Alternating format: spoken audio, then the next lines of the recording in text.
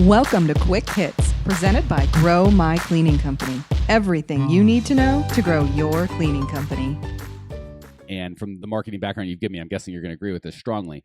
Externally, I never like residential, commercial. I don't care. I never talk about hours per dollars per hour. There's never, well, we're $30 or $50. None of that. And never with the client or the prospect. External conversation is always, what is your pain? What are we solving? What result do we want in your life? And here's the flat amount it costs to get that result. That's always the external conversation. That said, internally, it's all about dollars per hour. So please don't get that confused where not just you, Kieran, but Cleaning Nation. A lot of times people say, hey, how come you're always talking about never talk dollars per hour, but then when asked how to bid, all you talk about is dollars per hour. That's an internal conversation, an internal calculation, never external communication or marketing. That said, the first and foremost thing that you've got to do, and this is, well, and we'll get to this, you or somebody else has to do that you've tasked, is figure out how many hours it's going to take to clean the building, man hours, right? So how many, whether it takes 3 people 1 hour or 1 person 3 hours, that's still 3 man hours.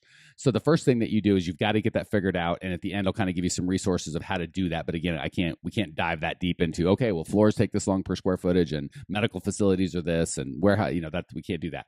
The one thing I will say is I'm not a fan of square footage pricing. I think that's a great way to lose your shirt.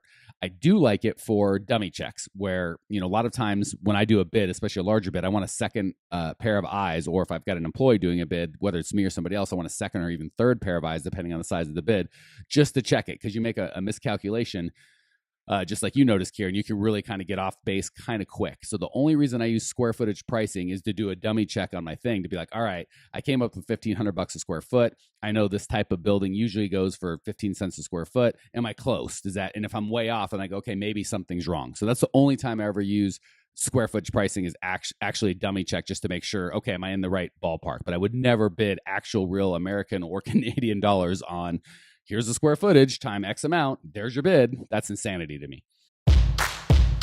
For more free resources, blogs, training, and awesomeness, go to www.growmycleaningcompany.com and grow your cleaning company today.